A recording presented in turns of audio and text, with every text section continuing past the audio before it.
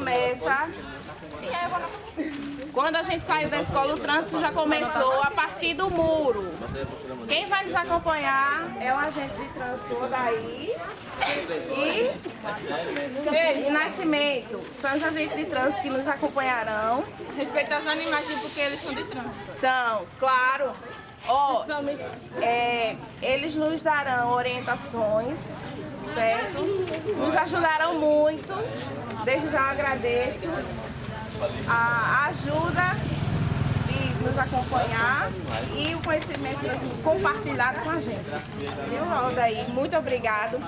Primeiro, a gente já começa aqui, a gente já começa com o trânsito. Primeiro, essa rua.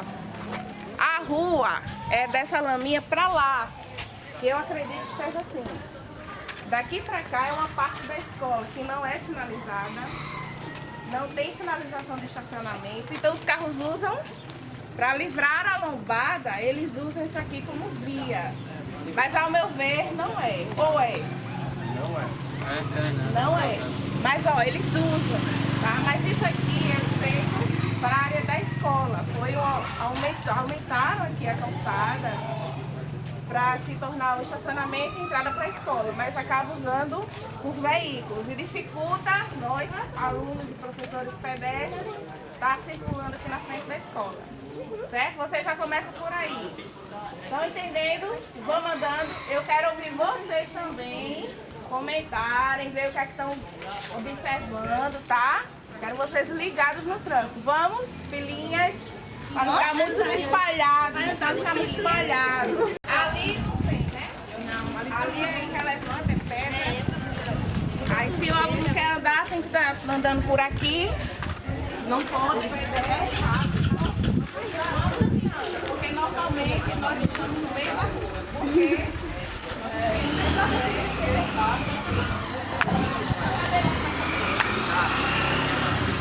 vejo as dificuldades para todo lugar.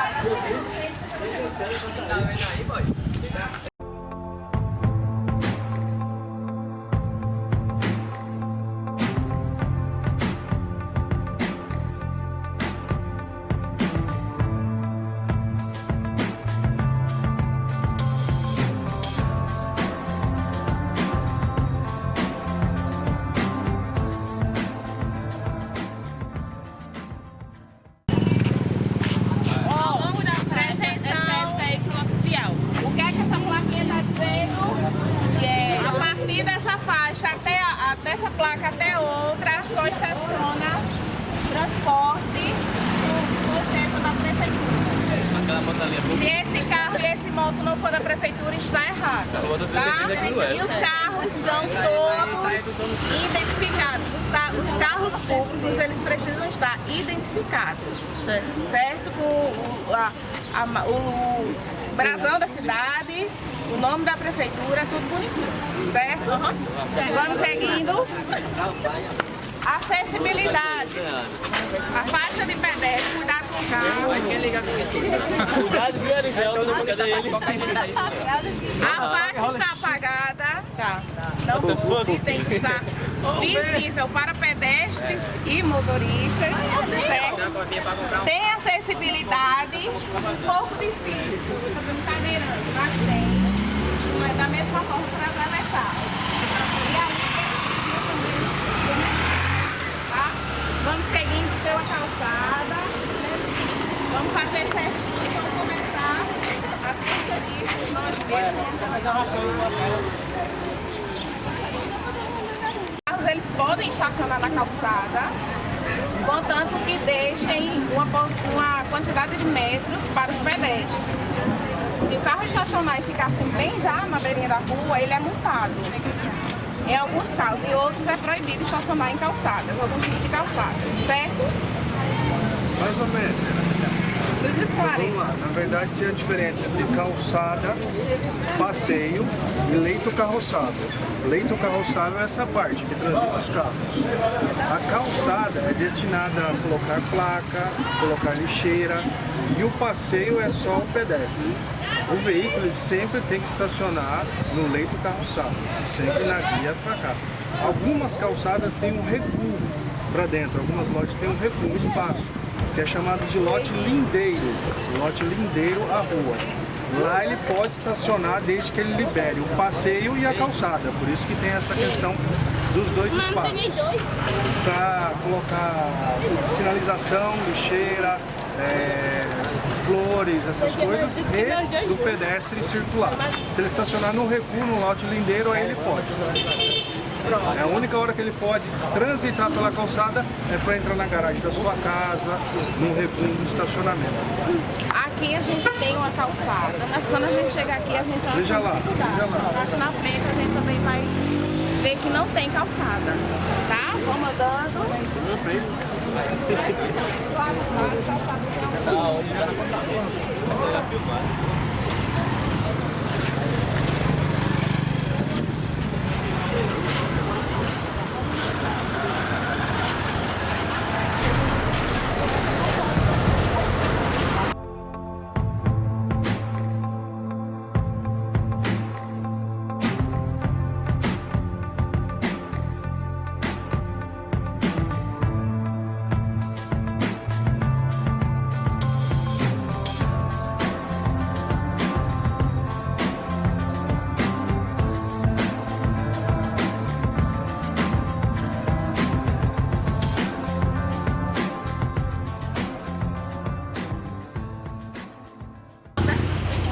É vídeo, né?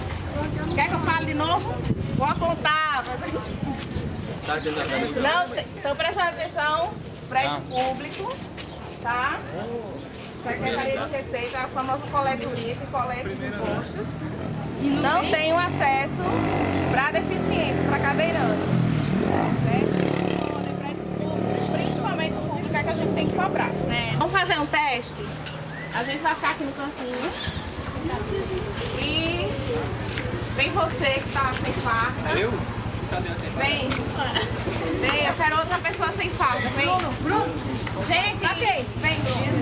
Os dois vão estar na faixa de pedestres. Vamos ver se os carros vão parar. Peraí. Com certeza, professora. Vamos ver como é que eles se posicionam. Pode levar, tem um agente aqui. Não, eles vão se esconder também. Ele, cadê o outro? Aí tem a mulher atropelada. Atropelada. Eu conheci vocês. Vão se esconder pra gente ver como os motoristas eles se posicionam.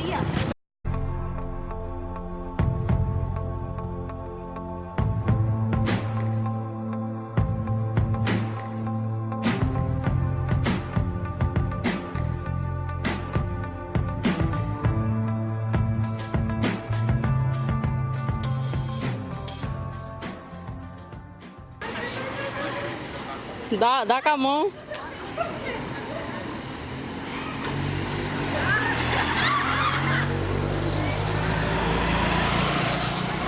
Vamos prestar atenção, né?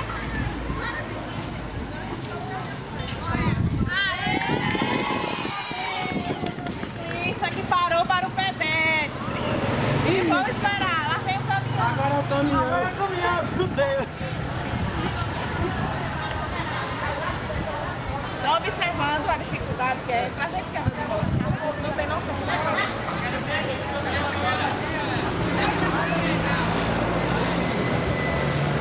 Não, ei.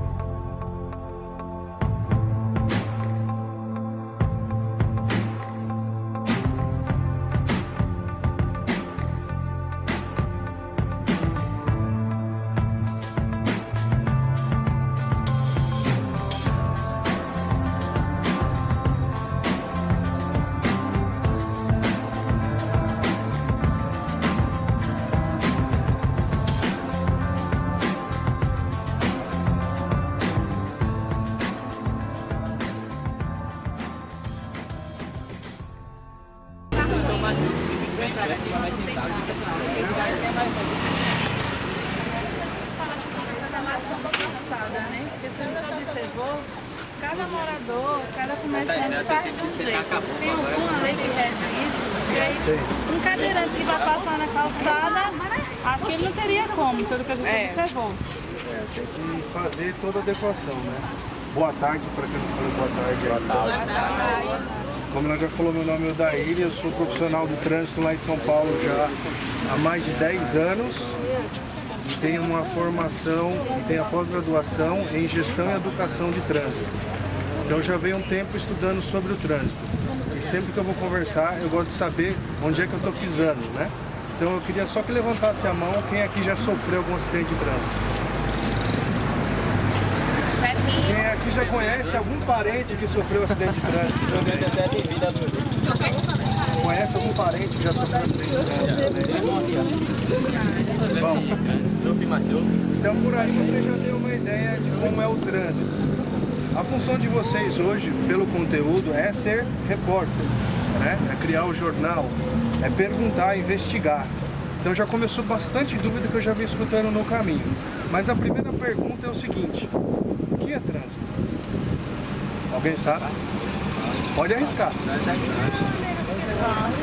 Trânsito tem um conceito muito amplo, mas resumidamente, trânsito é um movimento de pessoas e veículos de forma organizada nas vias. Ou seja, tem que ter alguns elementos. Vias, calçadas são vias para pedestres. A rua é via, rodovia é uma via. Tem que ter o outro elemento que são as pessoas, seja elas condutores, passageiros, ciclistas. Ciclista, a bicicleta é um brinquedo ou um veículo? Veículo, ela tem que seguir as mesmas regras. Então quando eu perguntei aqui quem nunca sofreu acidente de trânsito, aí pouca gente. Quer ver? Quem nunca sofreu acidente de trânsito? Nunca? Bastante. Já caiu de bicicleta?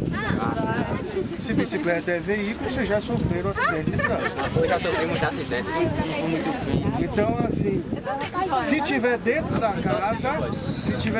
casa, ela é um brinquedo. Porque lá não tem via.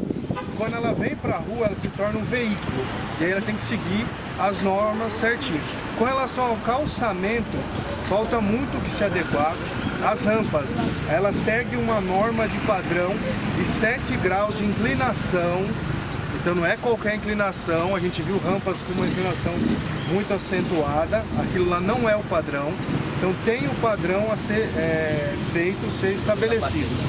Nós somos da Secretaria de Trânsito de Alhandra, que começaram a atividade agora. A gente começou a atividade agora. Faz pouco mais de 2 meses que a gente começou a atividade. Então, já respondendo a pergunta do pessoal no caminho, assim, multa ele.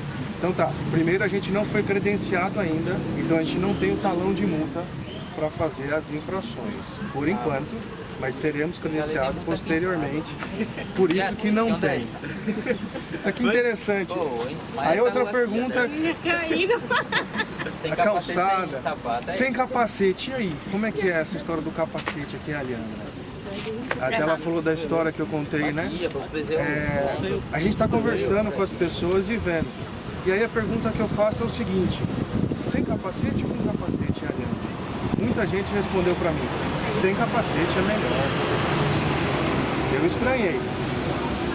Aí depois eu fui entender o motivo, mas não justifica. Explica, mas não justifica. Por quê? Eu cheguei para essa pessoa que falou sem capacete e fiz a seguinte pergunta: se aquele rapaz de moto que passou ali sem capacete agora, se ele cair, o senhor acha da gente fazer um rateio, uma vaquinha e pagar o hospital dele? Ele, não, aí não, pô, deixa ele usar capacete então. Mas não é já o que acontece? Se alguém cair de moto e se machucar, ele vai para o hospital. Quem paga essa conta? Todos. Né? E trânsito, ele é pouco divulgado, mas morre muita gente no trânsito. Aproximadamente 60 mil pessoas por ano no Brasil. Igual vocês, crianças, né? Eu posso falar criança porque eu tenho filha na idade de vocês, né? Então, igual vocês, por dia, no mundo, 500 crianças vão para a escola e não voltam, que morrem no caminho de acidente de trânsito. É um número muito alto de acidente de trânsito com criança no trajeto para a escola. Tinha muito mais coisa para falar para vocês. O tempo às vezes é curto, não permite, mas eu vou falando na medida do possível. Pode interromper, pode erguer a mão, é um bate-papo, uma conversa aqui entre vocês, tá bom? Então a gente vai trabalhar para quê? Para fazer essa fiscalização. A nossa ideia é multar? Não. A nossa ideia é reduzir o número de acidentes em Alhandra. Eu fiz um levantamento de dados junto ao SAMU e aqui em Alhandra, aproximadamente 80 atropelamentos por ano. Um número muito alto para uma cidade do tamanho de Alhandra. E o número de quedas de moto está beirando os 200 por ano. Ou seja, um dia sim, um dia não, alguém cai de moto em Alhandra e usa o serviço público para cuidar da saúde do mesmo. Então tem toda essa preocupação com o trânsito para diminuir acidente. Só mais um detalhe que eu prestei atenção ontem no noticiário. Vocês ouviram falar do atentado terrorista? Eles não estão usando mais bombas, eles não estão usando mais armas químicas, eles estão usando veículos, é isso? Então, preste atenção. O futuro desse trânsito que vocês estão vendo, analisar e vão fazer reportagem hoje, vai caber a vocês também. Então, assim, não esperem que os outros façam o certo. Comecem com vocês mesmos, tá bom? E o que precisar, o agente de trânsito está aí para ajudar vocês. Peça ajuda mesmo.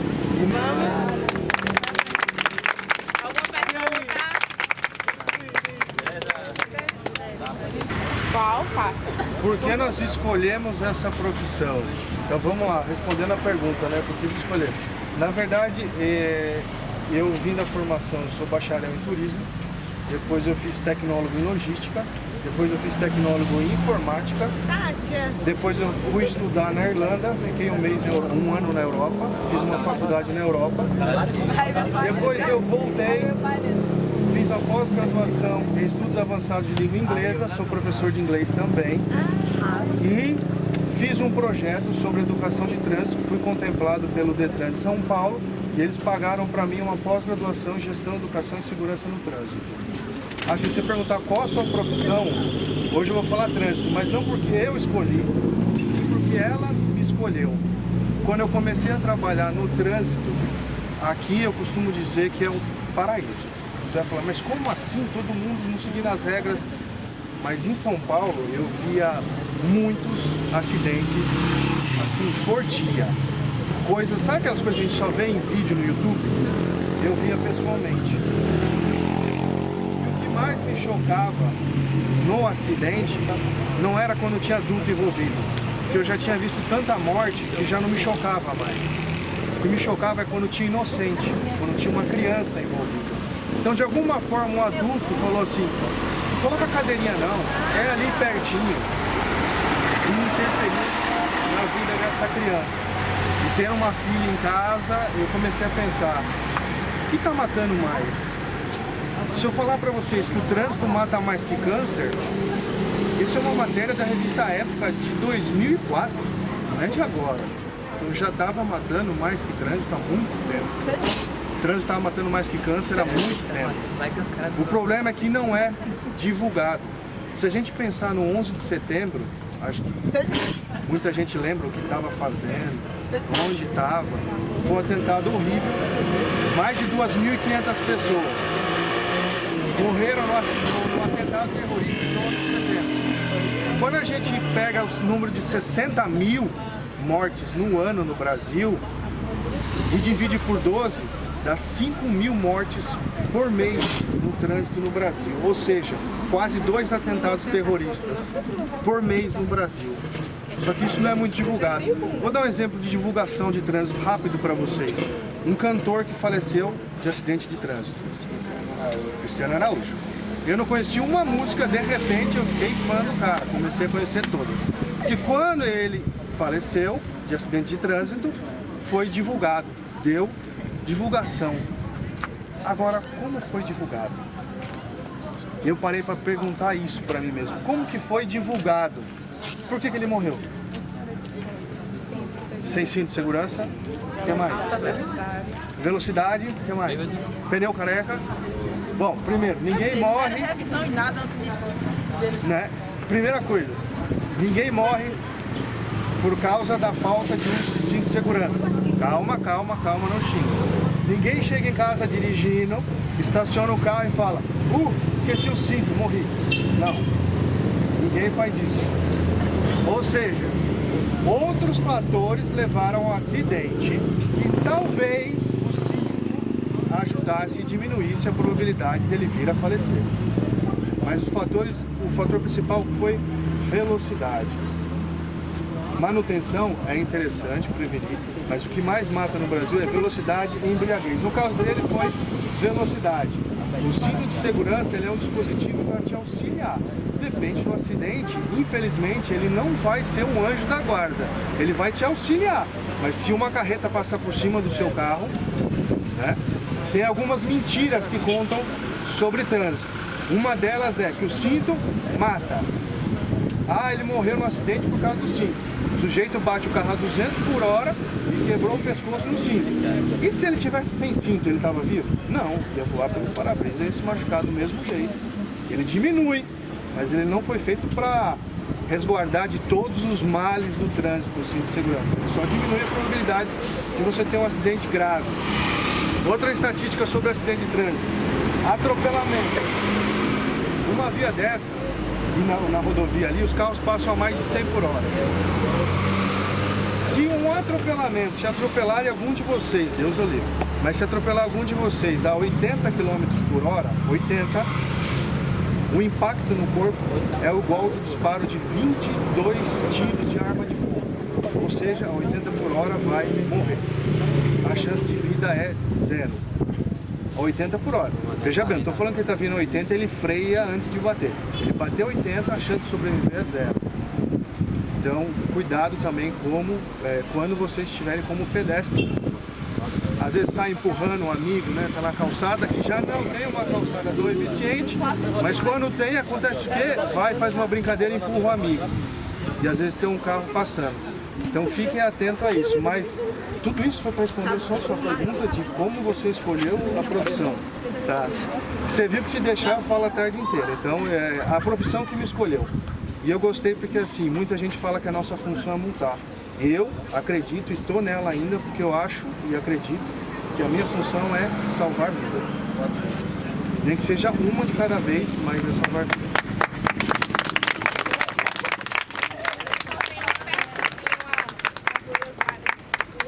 Ali mais embaixo, próximo à coletoria, eu vi uma placa de 40 km. Sim. Já bem acabada, eu acho que um pouco antiga. Mas qual é a velocidade para essa via? Essa via aqui, em relação às velocidades, o Código de Trânsito fala que ele classifica as vias e estipula a velocidade para cada via, quando não sinalizada. Então, por exemplo, uma rodovia, qual a velocidade da rodovia? A da sinalização. Quando não sinalizada, aí ela é 110 km por hora. Quando não sinalizada, a rodovia. Essa via, aí a professora já falou, é sinalizada. Então qual a velocidade que vale? A da placa. Se não for sinalizada, essa é uma via arterial, que liga do perímetro urbano até a rodovia. Aí a velocidade dela seria 60. Mas como tem a sinalização de 40, para que serve a sinalização? Para falar, olha, embora seja uma via arterial, a velocidade máxima aqui é reduzida para 40 por hora, porque se aproxima de uma escola, se aproxima de um aglomeramento urbano. Então diminui a velocidade da via. Detalhe sobre velocidade. Aquela placa de velocidade, ela não significa alvo, meta, que é o que a maioria dos condutores pensam. Já repararam quando você está no carro com alguém está a 60 por hora, a pessoa está a 50, alguém cutuca ela e fala assim, não está vendo que é 60? Aquilo é velocidade máxima. Você pode andar abaixo dela e deve andar abaixo dela. Provavelmente você vai salvar a vida de alguém e não vai nem saber. Mas você tem que andar, aquilo é velocidade máxima, não é alvo, não é meta, tá bom? Mais uma vez, foi muito proveitoso. Nossos sinceros agradecimentos. Carro pode parar na faixa. Agora uma pergunta que cada resposta minha é meia hora. Esse aqui já está mais ou menos, quase, já tá em cima, né? Aquela que para para a pessoa descer na faixa. Não pode, porque existem duas diferenças. Primeiro, parar e estacionar. A gente confunde muito parar e estacionar. O que significa parar de estacionamento? Parada. Tempo estritamente necessário para embarque ou desembarque. Então, aquele tempo que a pessoa para, desce alguém ou sobe alguém. Isso é parada. Passou disso é estacionamento. Tem gente que para lá dentro do carro, deixa o carro ligado. Não, eu só parei, eu estou aqui dentro do carro, mas não está descendo, subindo ninguém. Está estacionado. Aí tem que seguir a regulamentação do estacionamento. O Ezinho com um corte, proibido estacionar. Com 2 cortes, proibido parar e estacionar. E qual o tempo da parada? Alguém sabe? Não tem tempo, ou seja, pode pegar alguém jovem que nem vocês e descer do carro em 1 segundo, isso já foi a parada, o carro já tem que deslocar, ou chamar alguém mais idoso, com uns 90 anos, que demore 15 minutos para descer do carro. Tudo bem, continua sendo tempo de parada. Passou do embarque ao desembarque, já é estacionamento. Com relação à faixa de pedestre, é proibido tanto parar quanto estacionar. Então, mesmo para descer alguém, não pode parar em cima da faixa de pedestre. Uma pergunta, depois que entrou em vigor a lei da lei seca, gostaria de saber se diminuiu o índice por embriaguez. Sim, excelente pergunta. Quando a lei seca ela entrou de vigor, houve uma queda acentuada nos gráficos com relação a mortes. Ou seja, o pessoal estava dirigindo embriagado e causava acidente, muitas vezes colisões frontais e levava ao óbito. Então diminuiu muito. O que aconteceu? Por que entrou a lei seca? Por que a multa aumentou? Porque esse é o papel do jornalista, né? Por que tudo isso aconteceu? Porque a ONU lançou a Década Mundial de Segurança Viária e o Brasil tem 10 anos para reduzir pela metade o número de acidentes com vítimas fatais. Isso é uma regulamentação da ONU. Quando entrou a lei seca, foi um dos primeiros passos para tentar diminuir. E com certeza diminuiu muito, porque já que são as duas maiores causas, velocidade e embriaguez, atacando a embriaguez diminuiu o número de acidentes. Caiu assim 20% o número de acidentes com mortes. O que aconteceu, está acontecendo agora, está voltando a crescer. Então vai ter que ser intensificada alguma campanha para diminuir, porque esses 10 anos acabam justamente em 2020, agora. E não está conseguindo reduzir pela metade o número de óbitos no trânsito. A lei seca, ela depende de certos fatores. Primeiro fator, competência. Ela compete ao Estado, não ao município. Ou seja, o agente de trânsito não pode fazer fiscalização sobre embriaguez. O único servidor que pode fazer a fiscalização é o Estado, é o Detran e é a Polícia Militar. A gente só pode acompanhar, a gente não pode fiscalizar a embriaguez. A gente só fiscaliza a descompetência municipal. Estacionamento, parada, circulação, celular, cinto. A parte de alcoolemia compete ao Estado. Só que a gente vai fazer? A gente está programando uma parceria junto com o Detran para a gente vir com bafômetros descartáveis para fazer só a forma educativa. Para parar as pessoas a soprar e ver, né, se a pessoa está apta para dirigir ou não.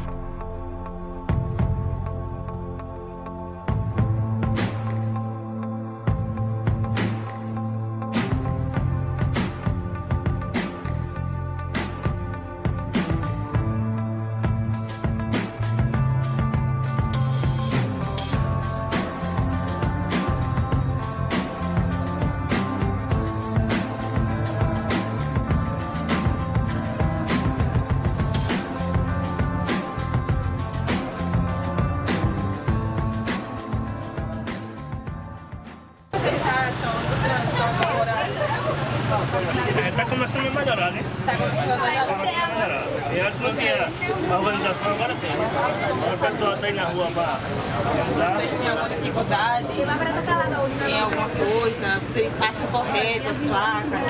Correto. Tem que ir mais placas, né? Porque já não está 100% urbanizado. Está começando agora, né? E com relação aos pedestres? O pedestre tem que prestar atenção na sinalização, né? Porque ele não faz parte só da gente, tem que ter a ajuda do pedestre também, né? Também. Pedir a parada do veículo para poder de longe, logo para se ligar e parar, você passar na faixa. Vocês, como pessoas aí, vocês seguem as ordens? Tem que seguir, né? Porque tem muita gente que a gente tá começando na frente. É, porque o pessoal que não segue é o que não conhece. Não são habilitados, não são profissionais do trânsito, né? Quem é habilitado é profissional do trânsito, tem que respeitar a ordem do trânsito. Estudou para ser habilitado, para aprender para respeitar. Porque de longe, o pedestre, de parada, a gente tem que parar e sinalizar, parar e mandar ele passar. Não, pode ser. Acidentes, vocês já se depararam assim? Colegas de vocês? Por outra tem umas quedinhas, né? Tem umas quedinhas, né? Justamente esse pessoal que não conhece, não respeita. Vai demais, né? Tem respeito ao trânsito, aí sempre acontece.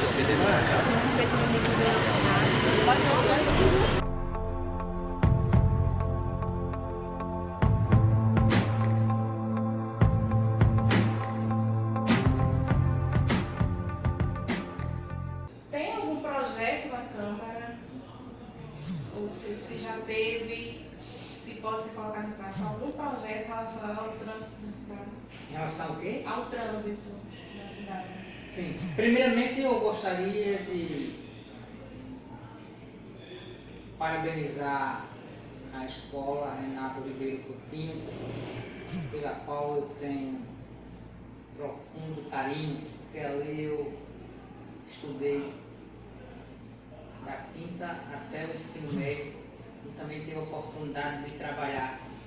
Fui porteiro, trabalhei na biblioteca da escola, depois tive a oportunidade de lecionar algumas disciplinas da minha área. Sou formado em História, estudei História, Geografia e Ciências por um grande período. Depois saí da escola para assumir a direção de uma outra escola em Mata Redonda, que foi o Antônio Camilo. Então, eu me orgulho muito de ter pertencido ao quadro da escola Renato Oliveira, como aluno e como funcionário.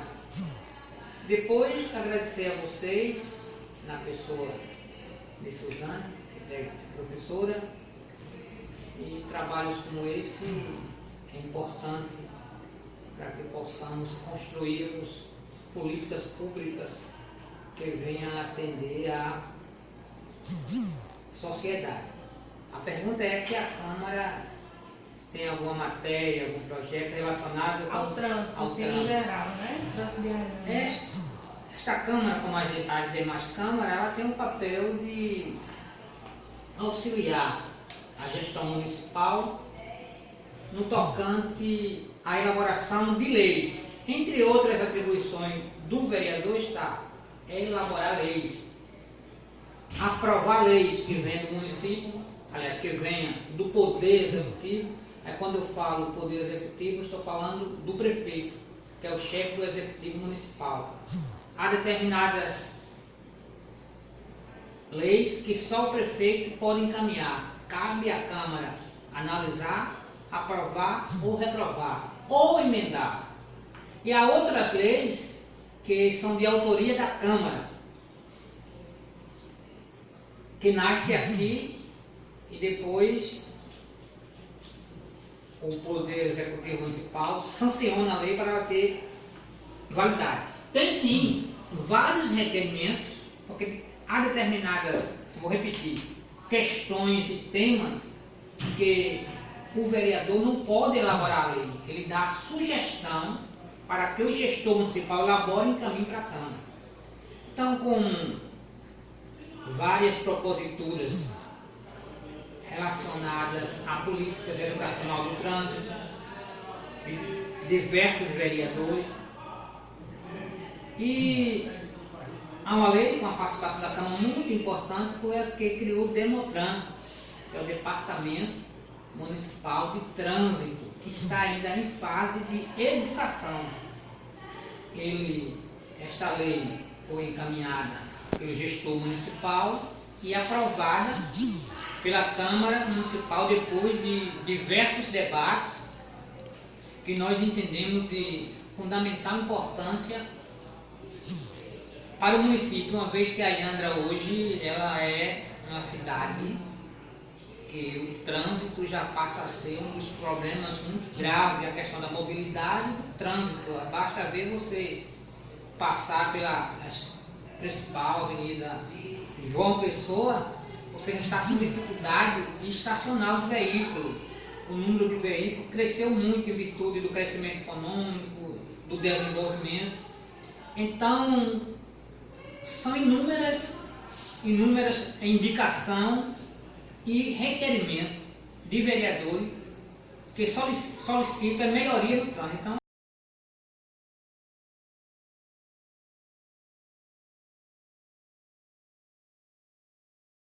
Então, a Secretaria Municipal do Trânsito, como eu falei anteriormente, ela está em fase de educar. Porque nós entendemos, aí é uma participação da Câmara, que antes de multar, se faz necessário educar a comunidade para que ela possa entender que o espaço físico do município tem que ser respeitado, tanto pelos condutores de veículos, como também pelas pessoas que transitam na cidade, cada um respeitar. Então existem sim diversas proposituras no tocante ao trânsito. Importante. E sobre no caso do Departamento de Trânsito, né, que é a Secretaria Municipal de Trânsito, né? Sim. Certo. Nós tivemos até um contato com eles foram à escola, Feira das Profissões, eles estiveram lá, sempre muito atenciosos, quando a gente procura. E comentaram dessa fase no caso de educar, né, de orientar. Mas eles falaram também que ainda não foram credenciados ao Departamento de Trânsito do Estado. O que faltaria para... O senhor pode responder, eu sou outro departamento. O que faltaria para esse credenciamento? Que no caso seria vir com a multa, né, regularizar tudo direitinho, como a gente encontra em trânsito de grandes cidades. Agora a gente encontraria na nossa cidade também.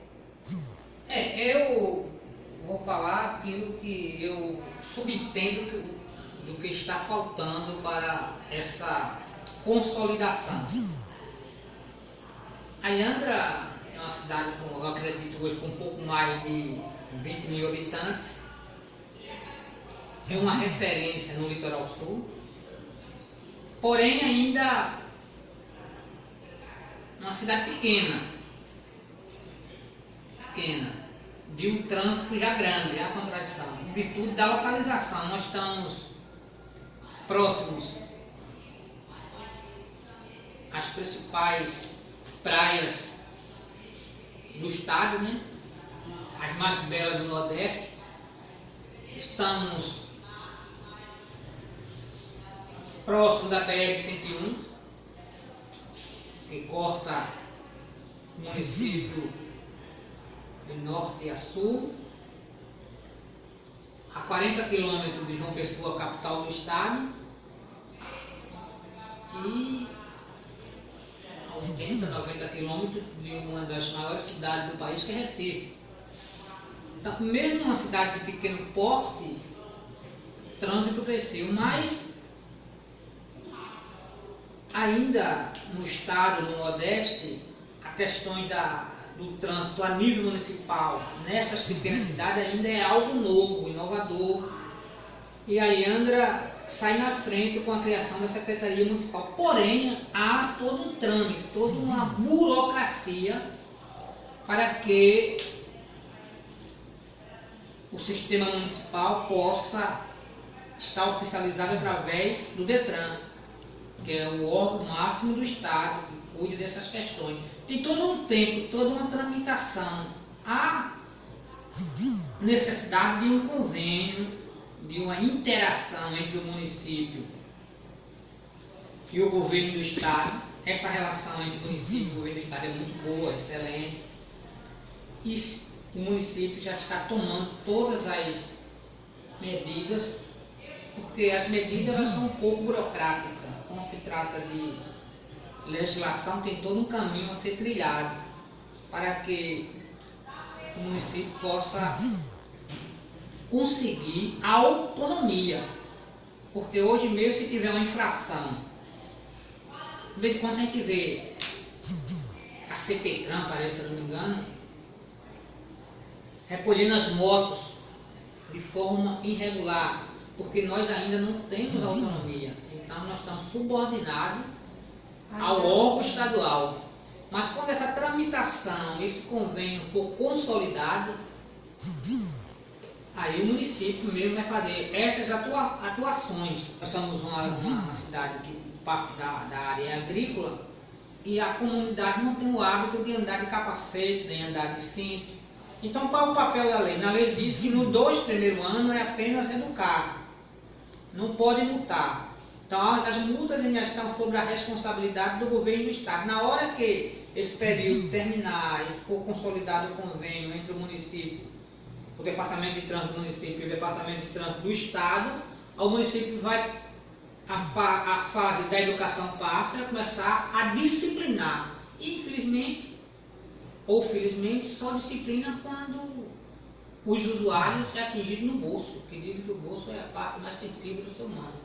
A partir daí, a CPTRAN não vai mais ser necessária, ela vem fazer aqui as rondas, vem as trips, vem fazer o próprio município, multando essas multas, ela vai para os cofres municipais. Então, em breve, muito breve, o município vai estar autorizado e disciplinado e já consolidado com seu departamento. Isso é questão de tempo e eu creio muito breve. Sobre vias para pedestres e ciclistas. Existe algum projeto para que possamos ter uma parte dessa via reservada para nossos pedestres e ciclistas? Excelente pergunta. Francelino. Francelino. Isso. Existe sim. E a questão da bicicleta hoje é uma das saídas, né, para uma série de problemas causados pela vida moderna. Primeiro, que é um meio de transporte que não causa dano ao meio ambiente.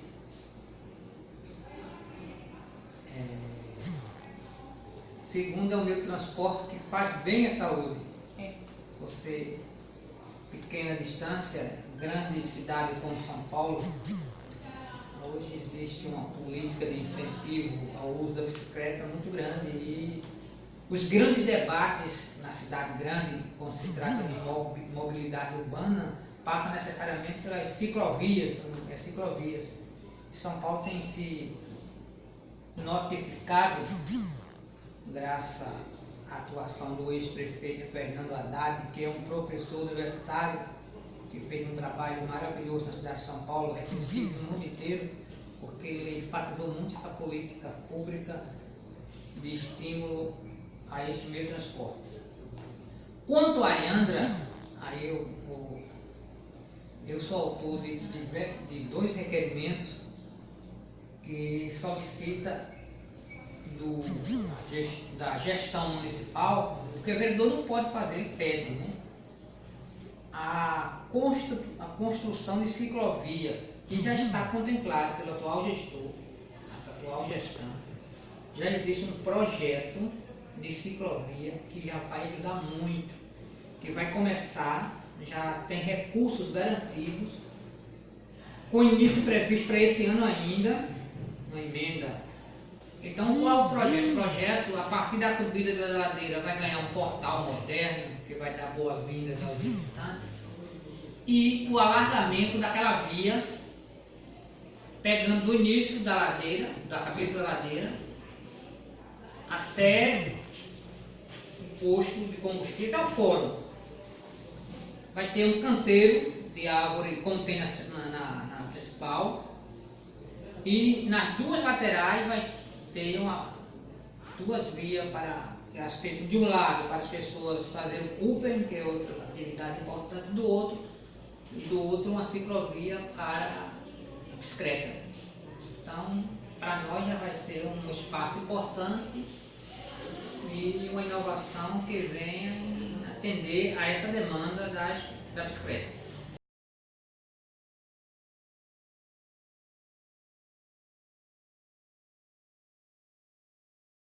Eu acredito que será todos os dias, Rayane, porque essas questões das datas, dos períodos, ainda mais nos grandes centros, como nas capitais. Mas quando tranca a BR, os carros grandes sempre estão passando por aí agora, então... Exatamente, mas a ciclovia ela vai ter um espaço próprio, ela vai enlarguecer.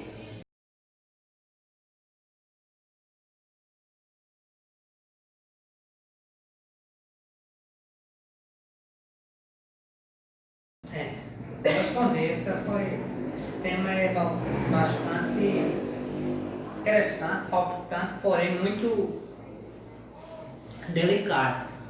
Deve ser enfrentado com clareza, com responsabilidade e sem tabus. Quanto às calçadas, é uma situação histórica, né, das pequenas cidades, não só das pequenas cidades, mas também das grandes cidades. Quem não lembra quando o atual governador foi prefeito de João Pessoa, não deixa de ter. Os assuntos são relacionados, quando ele enfrentou os problemas dos camelôs, né? Porque a via, existe o espaço reservado ao trânsito dos veículos, todos os veículos, e existe, como a Suzana falou, o espaço reservado ao pedestre. Deveria ser livre como é na Europa, nos países de primeiro mundo, e deveria ter, por parte dos municípios, um padrão das calçadas baixa, deveria ter acessibilidade para os portadores de necessidades especiais. Eu também, no meu primeiro mandato, eu fui autor da primeira lei municipal, que determinava que as futuras construções das escolas, depois chego lá, obedecesse às normas técnicas que contemplasse porta alargada para quem utiliza cadeira de roda, acessibilidade, rampa, cadeira de roda para as instituições públicas, onde é bastante visitado. A gente faz a lei, mas infelizmente, se não tivermos fiscalizando, ela não é contemplada em sua totalidade. Mas grandes coisas avançou, as escolas, a partir da lei, as novas reformas já foram se adequando. E na cidade há um tabu muito grande, né? Principalmente, alguém falou aqui com ela, na principal, na Avenida Presidente João Pessoa, porque é o filé mignon do município, é ali onde se desenvolve o comércio e as pessoas querem utilizar cada metro quadrado para botar um comércio. E do ponto de vista econômico, o país passa por uma crise, aí os gestores têm dificuldade, aqueles que utilizam-se do coração para tirar uma barraca que está ali há 10, 20, 30 anos, tem o desejo de padronizar, mas em contrapartida olha também a questão econômica daquela pessoa, mas que nós devemos enfrentar porque este é o maior problema futuro, já é das grandes cidades, do Porto de Ayandra, daqui para frente, os gestores têm que ter uma política voltada para a questão da mobilidade urbana. Eu defendo que possamos enfrentar esse problema com um plano diretor das cidades, que a lei obriga toda cidade com mais de 20 mil habitantes a elaborar um plano diretor. O plano diretor vai contemplar tudo isso, vai dizer em que área da cidade vai estar localizado as barracas, em que área da cidade vai estar localizado o espaço de lazer, as praças, comércio, as igrejas. As igrejas não, porque já são mais questões históricas e religiosas, já são contempladas, mas futuras, né? Cada segmento da sociedade no plano diretor, ele vai ter uma área. Na verdade, nos países desenvolvidos, isso independe do número de habitantes. As cidades, elas são planejadas. Então, o plano diretor, a Ilhandra, eu acho que com a próxima divulgação do censo do IBGE já vai ultrapassar os 20 mil habitantes. Então já vai ficar obrigada a elaborar o plano diretor. Nesse plano diretor, a gestão tem que convocar a sociedade a discutir, a chamar os barraqueiros, a chamar os pedestres, a chamar todos os segmentos da sociedade, as igrejas, os sindicatos, para traçar políticas de mobilidade urbana para padronizar, para enfrentar os problemas. Agora a gente não vai resolver isso de um dia para a noite, porque são questões culturais, são hábitos que você disse aí que nesse contato com a população são muito...